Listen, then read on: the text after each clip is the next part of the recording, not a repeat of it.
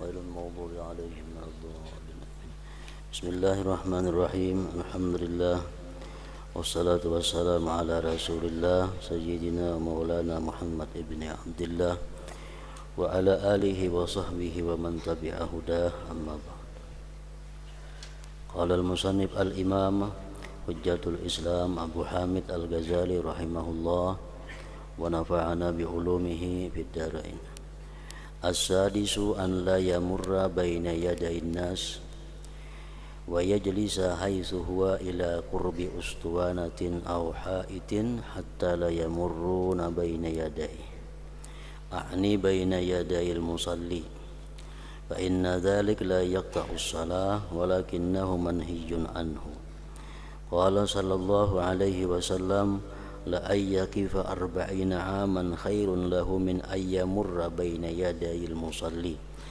وقال صلى الله عليه وسلم: لأن يكون الرجل رمادا رمديدا تزروه الرياح خير له من أن يمر بين يدي المصلي.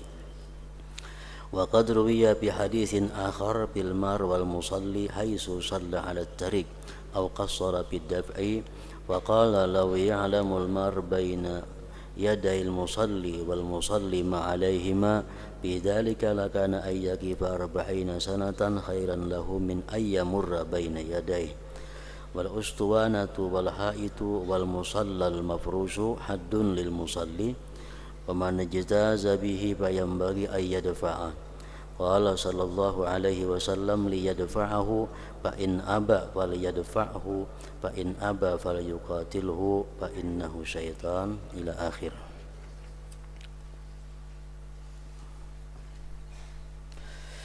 Makna daripada kalamul Imam Hujjatul Islam Abi Hamid Muhammad bin Muhammad Al-Ghazali rahimahullah, yang keenam daripada adab-adab Jumat agar tidak liwat di hadapan orang-orang yang sembahyang. Jangan melibas, artinya di hadapan orang yang sembahyang.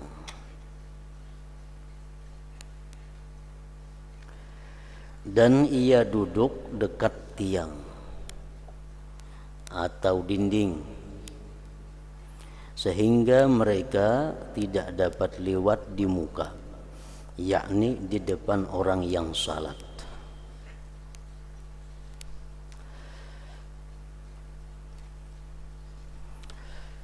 Nah, di sini adalah Imam Ghazali menerangkan sesuatu yang sunat dilakukan oleh orang yang hendak sembahyang, antara lain adalah menggunakan sutrah. Menggunakan sutrah itu termasuk penyempurna sembahyang, sunat hukumnya. Sutrah itu artinya adalah sesuatu benda, sesuatu barang yang tingginya sekitar 2/3 hasta, diletakkan di depan orang yang salat, dan jarak antara kaki orang yang salat itu dengan barang tersebut kada lebih daripada 3 hasta. Jadi sutrah itu bisa berupa dinding, bisa berupa tiang, bisa berupa tungkat yang ditajak, bisa berupa sajadah, bisa berupa garisan. Tujuannya sutrah itu apa?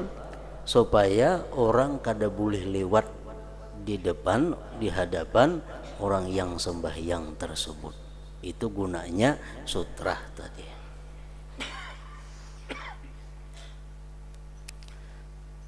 Kalau ada orang yang lewat di antara orang sembahyang dengan sutrahnya, ada yang meliwat di mukanya, itu sesuatu yang dikatakan oleh Ibnu Hajar Al-Haytami termasuk dosa besar.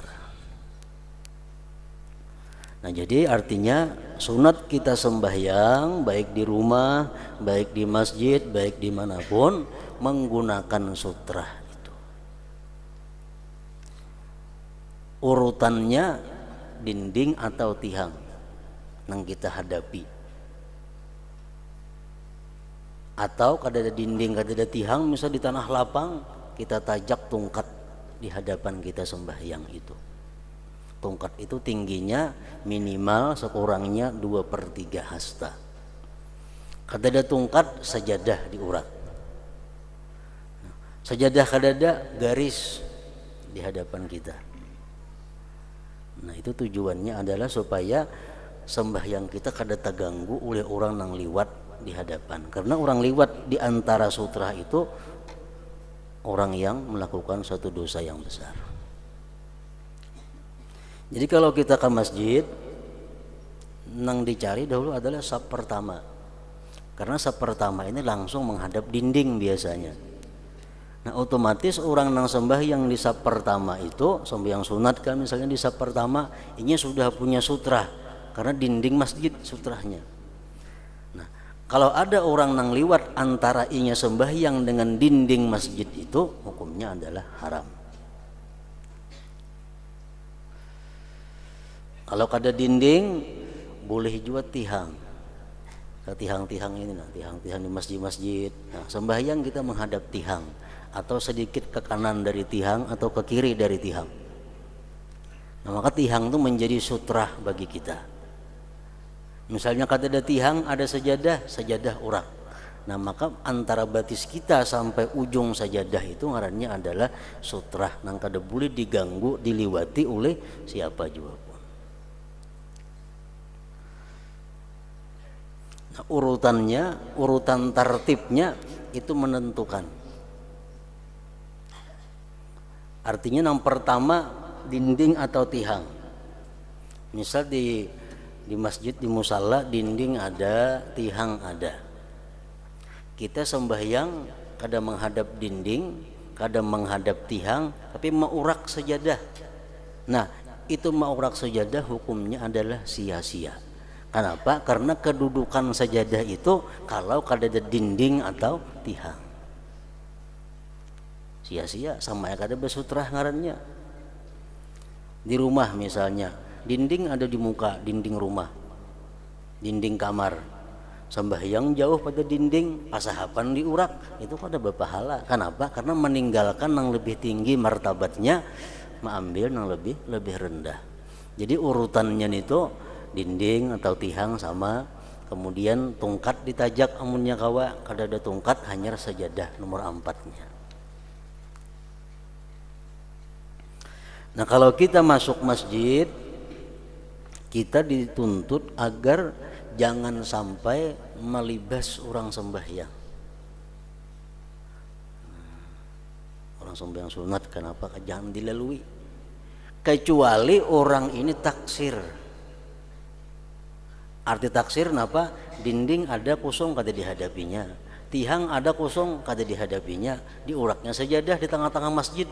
Nah, itu boleh aja kita melibas di tengah-tengahnya itu. Kenapa? Ini menyia-nyiakan tempat yang mestinya ditempatinya.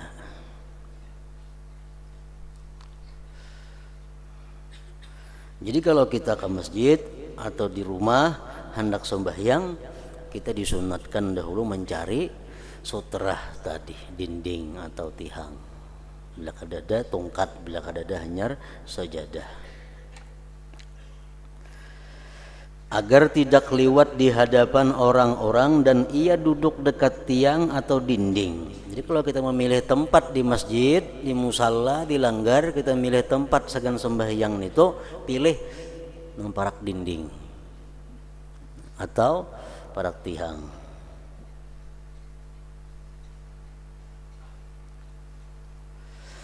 Sehingga mereka tidak dapat lewat di muka, yakni di depan orang yang salat.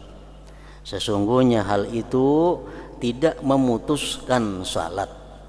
Andai kata kita sembahyang misal di muka kita ada dinding, ada orang lewat di tengah-tengah sini, sembahyang kita kada terganggu, sembahyang kita kada batal kada. Tetapi dilarang orang lewat. amunnya nikat juga liwat sembahyang kita kan ada gangguannya, lepas rusak sembahyang nggak ada. Cuma nang liwat itu nang berdosa. Rasulullah sallallahu alaihi wasallam bersabda, la ayyakifa arba'ina aman khairun lahu min ayyamurra baina yadayil musalli.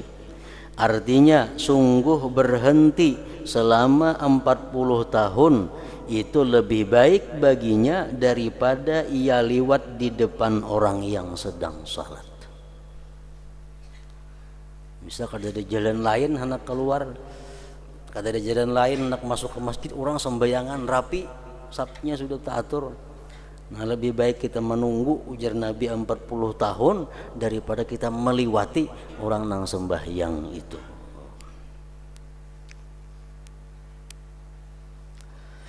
Dan beliau sallallahu alaihi wasallam bersabda, la ayyakuna ar-rajulu ramadan rimdida bacaannya tazruhur riyah khairun lahu min ayyamurra baina yadayil musalli. Artinya sungguh seseorang menjadi abu yang diterbangkan oleh angin itu lebih baik baginya daripada lewat di depan orang yang sedang salat.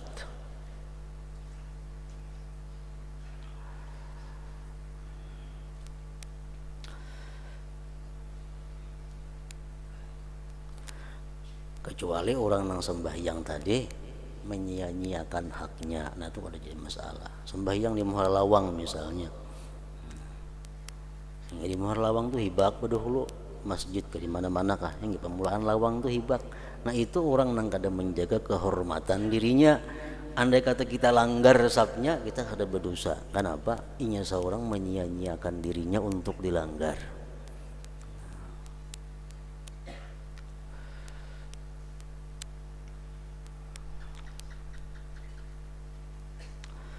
Dan telah diriwayatkan di dalam hadis lain mengenai orang yang lewat dan orang yang salat, di mana ia salat di jalan atau ia taksir pada penulakan. Nabi SAW bersabda, law ya'lamul mar baina yadayil musalli wal musalli bacaannya wal musalli ma alaihi ma bidzalik lakana ayyakifa arba'ina sanatan khairan lahu min ayyamurra baina yadayhi.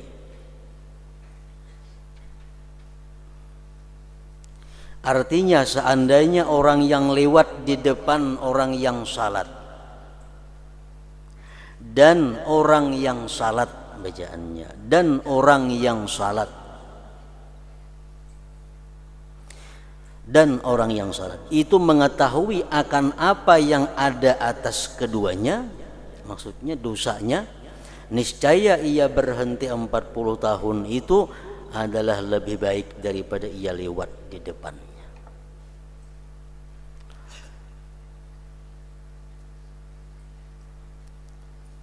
Jadi ini ancaman Rasulullah baik kepada orang yang lewat di hadapan orang sembahyang lawan orang sembahyangnya juga. Orang nih sembahyang di tengah jalan, otomatis ingin dilewati orang karena di tengah jalan sembahyang, tempat lain masih ada kosong, sembahyang di tengah jalan, orang lewat di mukanya, inyanya nang salah, inyanya nang berdosa. Menurut dalam hadis ini, kita sembahyang di tengah jalan, orang nang liwat di hadapan kita ada berdosanya, kita nang salah, kitanya nang sembahyang di tengah jalan itu nang berdosa. Nah, atau lagi umpamanya kita sembahyang menghadap dinding, menghadap tiang, cukup syarat. Ada orang yang liwat di tengah-tengah kita, kita kadang menghalangi lawan tangan. Menurut ulama yang mengambil zahir hadis ini, itu pun berdosa. Nang lalu berdosa, nang sembahyang pun berdosa juga. Kita sembahyang di saf pertama menghadap dinding, jarak antara batis kita kada lebih dari 3 hasta, berarti cukup syarat ngarannya ini. Tahu-tahu ada orang melibas di hadapan kita, nah berjalan. Kada kita halangi, kita berdosa. Mesti dihalangi lawan tangan. Jangan lewat di sini artinya. Nah, jadi hadis ini menurut Abu Talib Al-Makki dalam kitabnya Qutul Qulub merupakan ancaman bagi keduanya, bagi orang nang sembahyang dan bagi orang nang liwat di hadapannya.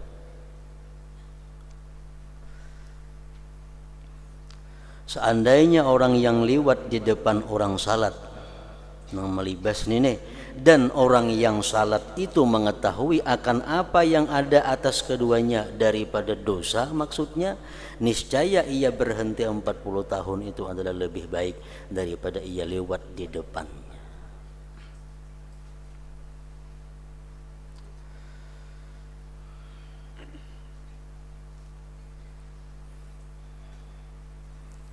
Nah, kalau sudah kita sembahyang berjamaah, itu sab itu sudah jadi sutrah masing-masing. Imam sutrahnya dinding masjid umpamanya.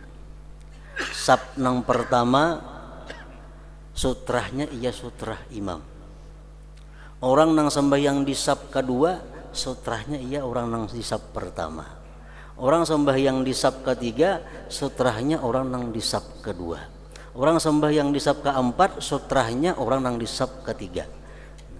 Jadi kalau sudah sab itu rata, misal sab pertama penuh, sab nang kedua penuh. Nah, kita kada boleh liwat di tengah-tengah sini kalau orang ada sembahyang.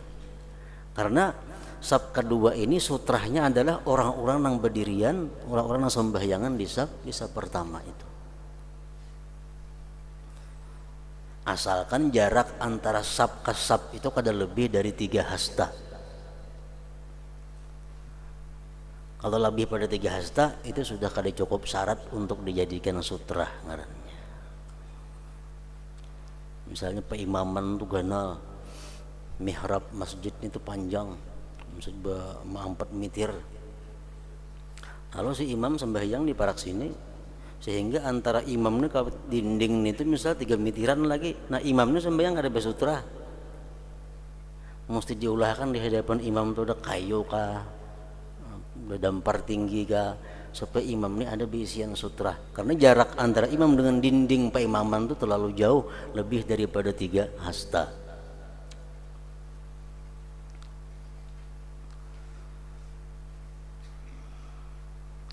Tiang dinding dan tempat salat yang dihamparkan sajadah itu adalah batas bagi orang yang salat. Maka barang siapa yang melewatinya, maka sayogianya untuk ditolak. Sembahyang misal di saf kedua, ini saf pertama di hadapan kita di saf kedua. Ada orang nak liwat, nah kita disuruh mengandang on tangan supaya jangan liwat di hadapan kita. Ada yang mengatakan sunat, kita mengandang itu, ada yang mengatakan wajib. Maka sayogianya untuk ditolak. Rasulullah sallallahu alaihi wasallam bersabda, liyadfa'ahu fa in aba falyadfa'hu fa in aba falyuqatilhu fa innahu syaitan. Artinya agar ia menolak. Jika ia enggan, maka agar ia menolaknya. Dan jika ia enggan, maka hendaklah ia membunuhnya. Karena sesungguhnya itu adalah syaitan. Ini 2 kali kita menolak, yang ketiga menguntau. Jadi dikandang sekali, atapinya mengarasi. Kita kandang juga masih, atap mengarasi. Yang ketiga dikuntau itu. Kenapa? Karena jangan Nabi itu syaitan. Artinya apa? Andai kata orang tersebut mati karena kuntawan kita itu, kita kada dikisas, kita kada berdosa, karena orang itu perai darah dagingnya di sisi Allah Subhanahu wa taala. Liyadfa'hu fa inna falyadfa'hu fa in aba falyuqatilhu fa innahu syaitan. Menguntau waktu itu yang ini sembahyang menguntau mendatangi bahasa itu kada asli lagi. Ini menguntau parahatan itu. liyadfa'hu fa in aba falyadfa'hu fa in aba falyuqatilhu fa innahu syaitan. Artinya agar ia menolaknya jika ia enggan, maka agar ia menolaknya, dan jika ia enggan maka hendaklah ia membunuhnya, karena sesungguhnya ia adalah syaitan. Jadi kita lakukan 3 kali itu dalam keadaan sembahyang. Sama halnya orang minta kawani di saf belakang. Nah itu dilakukan sesudah kita sembahyang. Jangan kita melakukan sebelum kita sembahyang. Misal di saf pertama hibah, saf pertama hibah, datang kita, di mana kita mengambil posisi imam. Saf pertama hibah, masjidnya luas misalnya 30 meter, di mana kita mengambil posisi berdiri. Apakah di ujung sebelah kanan sana?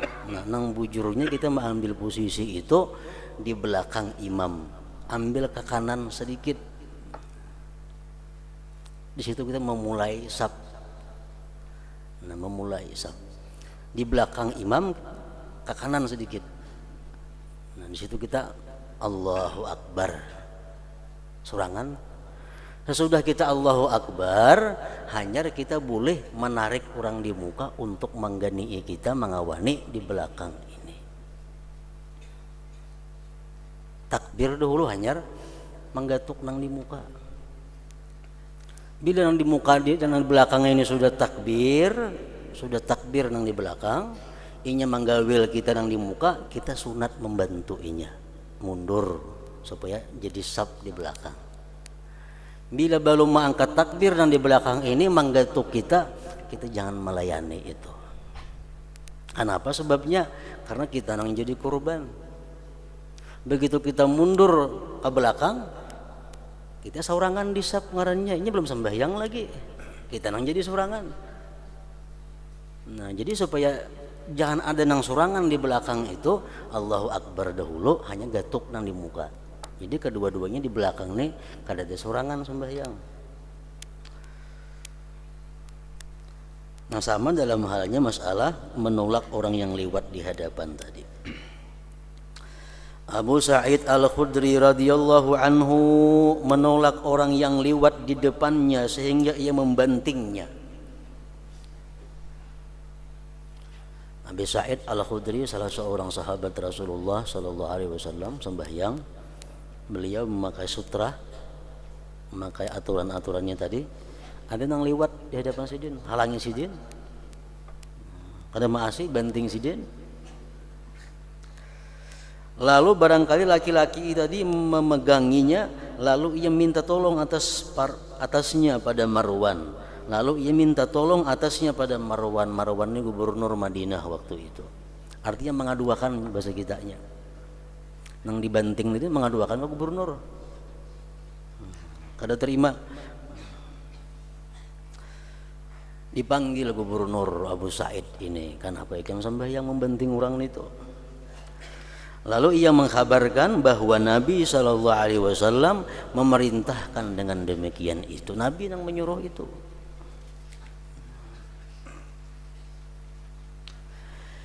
Jika ia tidak mendapatkan tiang, nah kalau tidak tiang misal, maka hendaklah ia menegakkan sesuatu di mukanya, tongkat.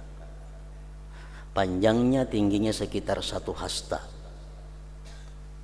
minimal 2/3 hasta, agar menjadi tanda bagi batasnya. Nah jadi artinya sutra itu hukumnya sunat. Baik sembahyang surangan, baik sembahyang berjamaah, baik sembahyang di masjid, baik sembahyang di rumah, baik laki-laki, baik bini-bini, dianjurkan, disunnatkan bersutrah itu. Artinya sembahyang jangan jauh pada dinding rumah, jangan jauh pada tiang, punya kadada urak sajadah. Tapi kita ingat bahwa sajadah itu kada berfungsi, sajadah kada jadi pahala amunnya kita kada menggunakan dinding, padahal dinding ada. Misalnya kamar rumah misalnya ganal, dinding kamar rumah kawa. Sembahyang ke situ kita menghadap dinding rumah itu, dinding kamar itu kawa. Tapi kita jauh pada dinding, kita urak sajadah. Nah itu kita kada dapat pahala sutra, kada dapat. Karena kita meninggalkan dinding tadi. Yang ketujuh, adab daripada Jumat agar ia mencari saf pertama karena keutamaannya banyak. Sebagaimana telah kami riwayatkan dan di dalam hadis, man ghasala wa ghtasala wa bakkara wa batakara wa dana minal imam wastama'a kana dzalik lahu kaffarah lima bainal jumu'ataini wa ziyadati salasati ayyam. Artinya barang siapa yang mandi berpagi-pagi dan dekat kepada imam dan ia mendengarkan imam khutbah maksudnya, maka hal itu menjadi penebus baginya terhadap apa yang di antara 2 Jumat dan tambah 3 hari. Penebus dosa.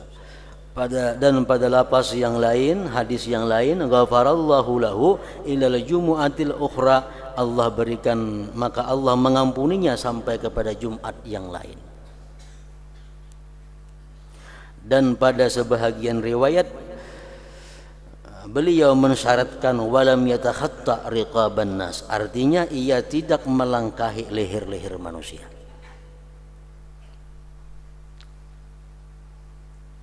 Jadi saf pertama itu merupakan sesuatu yang disuruh untuk mendatanginya, mengisinya. Karena Nabi mendoakan orang-orang yang sembahyang di saf pertama itu. Dalam mencari menuntut saf pertama jangan melupakan terhadap 3 perkara. Artinya saf pertama itu bagus, saf pertama itu paling afdal. Tapi syaratnya ada 3 pertama.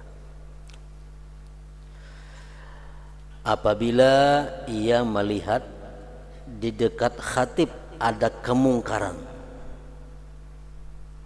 di mana ia lemah untuk merubahnya, misalnya imam atau lainnya mengenakan sutra atau salat dengan senjata yang banyak, berat dan menyibukkan, atau senjata yang ada emasnya atau lain sebagainya dari hal-hal yang wajib diingkari, maka mundur itu lebih selamat dan lebih menghimpunkan bagi himmah. Hal ini dilakukan oleh sekelompok ulama karena mencari keselamatan. Jadi artinya orang yang sembahyang di saf pertama itu dapat fadilat yang besar kalau dia mampu, 1, amar ma'ruf nahi munkar. Kalau ada hal-hal yang munkar dilihatnya daripada para khatib dan imam muazzin. Imam misalnya, khatib misalnya, tinggal rukunnya mesti kau menagur orang di saf pertama ini.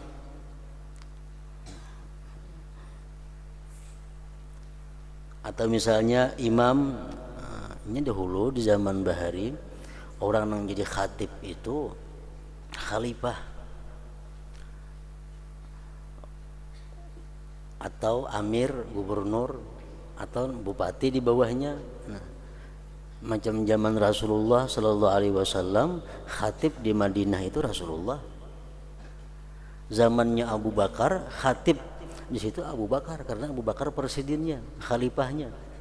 Zaman Umar yang jadi khatib. Jadi bila orang yang jadi pejabat memimpin satu wilayah, ini yang mesti jadi khatib di situ. Nah lalu apabila pemimpin tadi menjadi khatib, dia ada melakukan hal-hal yang mungkar, maka orang-orang di saf pertama yang paling parak itu yang mestinya lebih dahulu menegur kesalahannya, kemunkaran itu.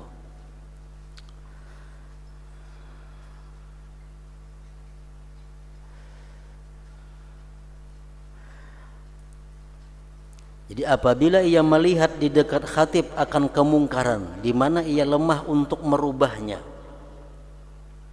misalnya imam atau lainnya mengenakan sutra atau salat dengan senjata yang banyak, berat dan menyibukkan, atau senjata yang ada emasnya, atau lain sebagainya dari hal-hal yang wajib diingkari, maka mundur itu lebih selamat dan lebih menghimpunkan bagi himmah. Hal itu dilakukan oleh sekelompok ulama karena mencari keselamatan. Misalnya khatib khutbah, khatib ini ada tinggal rukunnya, ada tertinggal nang satu kesalahan nama akibatkan kada sah khutbahnya. Orang yang paling bertanggung jawab orang yang di saf pertama karena paling dekat dengan imam. Jadi yang di saf pertama ini jangan coba-coba mengantuk mau orang khutbah. Karena tugas ada. Kalau khatib mengapakah mesti mengganti. Atau imam ada masalah naik jadi imam. Kalau kita kada mampu macam itu, lebih selamat mundur daripada saf pertama. Dikatakan kepada Bishr bin Al-Harith, kami melihatmu berpagi-pagi, sedangkan kamu salat di akhir saf. Menjadi orang, wahai Bishr bin Al-Harith, pian sungsung ke masjid tapi sembahyang pembelakangan, kenapa? Lalu ia menjawab, hanya saja yang dikehendaki adalah dekatnya hati, bukan dekatnya tubuh. Dan ia mengisyaratkan bahwa hal itu lebih dekat kepada keselamatan hatinya.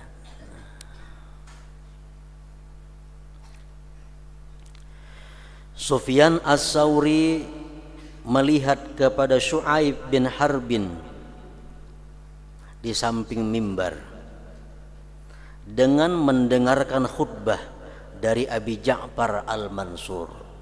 Kalau ada salah ini khalifah. Abi Ja'far Al-Mansur khutbah.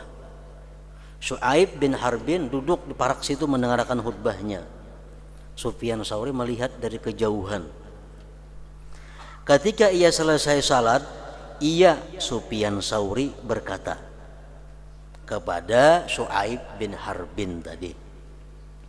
Ujar Sufyan Sauri, hatiku sibuk terhadap dekatmu kepada ini. Bahasa kita, wahai kawan, hatiku kada nyaman melihat ikam dekat mimbar itu. Hatiku sibuk terhadap dekatmu kepada ini.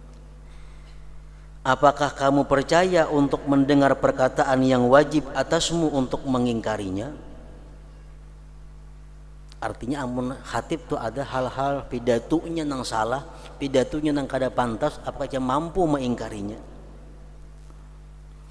Kemudian ia Sufyan Sauri mengatakan, menuturkan sesuatu yang mereka perbuat dari pemakaian baju hitam. Bila menghutbah baju hitam, wanita ikan menegur itu. Lalu ia berkata, Syu'aib tadi berkata, wahai Abu Abdillah, wahai Sufyan Sauri, tidakkah dalam hadis terdapat udunu wastami'? Wahai Sufyan, hadis mengatakan dekatlah kamu kepada khatib dan dengarkan. Kenapa ia menyuruh aku berjauh pada mimbar? Dengan hadis mengatakan dekatlah dengan mimbar dan dengarkan. Artinya mendekatlah dan dengarkanlah. Lalu ia berkata, Sufyan Sauri tadi berkata, celaka kamu. Itu bagi khulafaur rasyidin yang dapat petunjuk. Nang kita disuruh berparak lawan khatib, disuruh kita mendengarkan khutbah, dekat dengan khatib itu kalau khatibnya khulafaur rasyidin yang dapat petunjuk. Adapun mereka hatib-hatib nang sekarang, maka setiap kali kamu jauh dari mereka dan kamu tidak melihat mereka, maka ia lebih dekat kepada Allah Azza wa Jalla. Kalau khalifah-khalifah sekarang nang jadi khatib, makin jauh makin dekat dengan Allah Ta'ala, makin jauh daripada khatib itu makin dekat kepada Allah Subhanahu wa Ta'ala. Sa'id bin Amir berkata, saya salat di samping Abi Darda, maka ia langsung ke belakang mundur pada saf-saf itu. Kata di saf pertama, sehingga kami berada di akhir saf pembelakangan. Ketika kami selesai salat, saya berkata kepada Abi Darda, Bukankah dikatakan bahwa sebaik-baik saf adalah awalnya? Kenapa pian pembelakangan sembahyang? Abu Darda menjawab, ya, bujur saf pertama itu paling baik. Hanya saja umat ini disayang, terpandang di antara umat-umat yang lain. Sesungguhnya apabila Allah memandang kepada hamba di dalam salat, maka ia diberi ampun dan juga orang yang berada di belakangnya. Itu alasanku gisidin aku di belakang sembahyang. Kenapa? Karena bila Allah mengampuni sembahyang orang nang di muka, nang di belakang dapat syafaatnya. Nang sejajar kada artinya.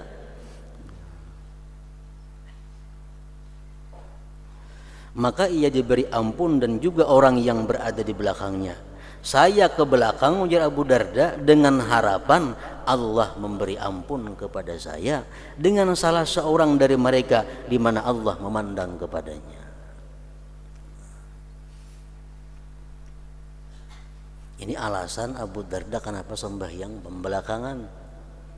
Karena gisidin, kalau orang di muka itu, yang sembahyang di muka itu ada orang yang dipandang Allah, Allah ampuni dosanya dan orang yang berada di belakang-belakangnya. Nah, jadi aku berharap bahwa orang di muka itu ada yang dapat ampunan sehingga merimbit juga ke belakang ampunan Allah Ta'ala itu. Sebagian perawi berkata bahwasanya ia berkata, saya mendengar Rasulullah SAW mensabdakan itu. Maka barang siapa yang terbelakang atas dasar niat ini karena mengutamakan orang lain dan menampakkan baiknya budi pekerti, maka tidak mengapa. Ketika ini dikatakan al-a'mal bin niyat, artinya amal-amal itu menurut niatnya. Nah, dalam hal ini Imam Al-Ghazali berbeda pendapat dengan banyak para ulama. Sedangkan para ulama lain mengatakan bahwa al-itharu bil qurabi makruhun. Mengutamakan orang lain dengan sesuatu yang fadilat, sesuatu yang ibadah, itu makruh. Pertama misalnya itu fadilat, kemuliaan. Kalau kita menyuruh orang lain ke saf pertama, kita hakun di belakang, itu makruh. Itu pendapat kebanyakan ulama. Tapi kalau Imam Ghazali di sini berpendapat tergantung niatnya. Kalau niatnya anak sembahyang di belakang kayak nang tadi, tujuannya itu jisidin kada mengapa. Maka tidak mengapa ketika ini dikatakan al-a'mal bin niyat, artinya amal-amal itu menurut niatnya. Yang kedua, kita di saf pertama tadi disuruh jika sebidang tempat dari masjid di sisi khatib tidak khusus untuk para sultan, maka saf pertama itu disukai. Jika tidak, maka sebagian ulama memakruhkan masuk tempat yang khusus itu. Misal sembahyang Jumat di masjid, di saf pertama itu khusus untuk para sultan, untuk para pejabat-pejabat sembahyang di situ. Nah, kita makruh berparak ke situ di saf pertama. Pendapat sebahagian ulama tadi. Itu adalah bid'ah yang diadakan setelah Rasulullah SAW di masjid-masjid. Padahal masjid itu mutlak bagi seluruh manusia. Hal itu telah dipastikan atas penyelisihannya. Siapa yang datang pertama, itu yang paling berhak untuk masjid di saf pertama. Siapa yang datang awal, itu yang paling berhak. Kada ada istilah tempatku di masjid itu, kada ada. Kada ada.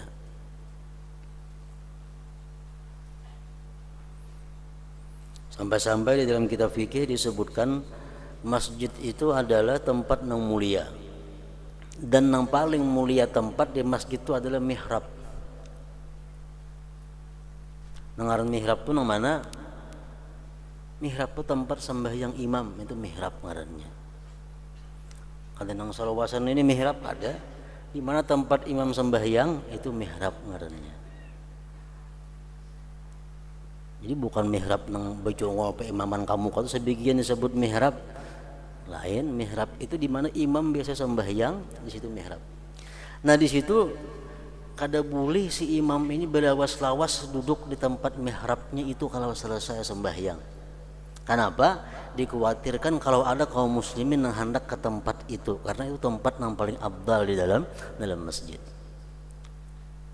Nah, jadi imam sayogianya tuntung wirid berjauh dari tempatnya itu, memberi kesempatan kepada orang lain untuk sembahyang di mihrab itu. Nah, jadi masjid siapa yang pertama datang itu yang paling berhak di saf pertama. Anas bin Malik dan Imran bin Husain salat di tempat yang khusus itu. Keduanya tidak memakruhkan hal itu karena menuntut kedekatan itu. Barangkali kemakruhan itu tertentu dengan keadaan yang dikhususkan dan larangan. Adapun semata-mata tempat khusus apabila tidak ada larangan maka tidak pasti makruh. Misal di panitia masjid saf pertama khusus hari ini untuk para pejabat. Nah, itu bid'ah. Dan kita nang kada pejabat makruh sembahyang di saf pertama. Karena sudah ditentukan untuk bubuhan para pejabat. Ada yang mengatakan kada makruh seperti Anas bin Malik dan Imran bin Husain tadi. Yang ketiga, saf pertama masih bahwasanya mimbar itu memutung sebagian saf. Saf pertama adalah yang bersambung yang ada di halaman mimbar, dan apa yang ada di ujung itu terputus. Ini menurut Imam Ghazali. Amun mimbar macam di Masjid Sulaha itu kada jadi masalah. Kenapa? Karena andaknya mimbar kada mengganggu saf. Andaknya mimbar kada mengganggu saf. Nang jadi masalah ini kalau mimbar itu baka muka. Nah, sehingga memutong saf. Apakah keberadaan mimbar itu memutong saf atau kada? Menurut Imam Ghazali, nangaran saf pertama itu adalah saf nang di muka mimbar. Karena itu nang kada terputus. Saf pertama saf nang di muka mimbar. Kalau saf kiri kanan mimbar itu kada saf pertama ngarannya karena terputus oleh adanya mimbar ini. Ini pendapat Imam Ghazali. Bahwasanya mimbar itu memutong sebagian saf. Saf pertama adalah yang bersambung yang ada di halaman mimbar, dan apa yang ada di ujung itu terputus. As-Sauri berkata, saf pertama itu adalah yang keluar di depan mimbar, karena saf itu mengarah, karena bersambung, dan orang yang duduk padanya itu menghadap khatib dan mendengarkan daripadanya. Nah, ini pendapat Sufyan Tsauri sama dengan Imam Ghazali. Jadi misal masjid di sini peimaman, di sini ada saf, di sini ada mimbar. Nangaran saf pertama nang mana? Nang di muka mimbar nangaran saf pertama. Bukan nang di belakang mimbar, bukan nang di sejajar lawan mimbar, nang di hadapan mimbar, nang di halaman mimbar itu saf pertama. Menurut Imam Ghazali dan Sufyan Ats-Tsauri.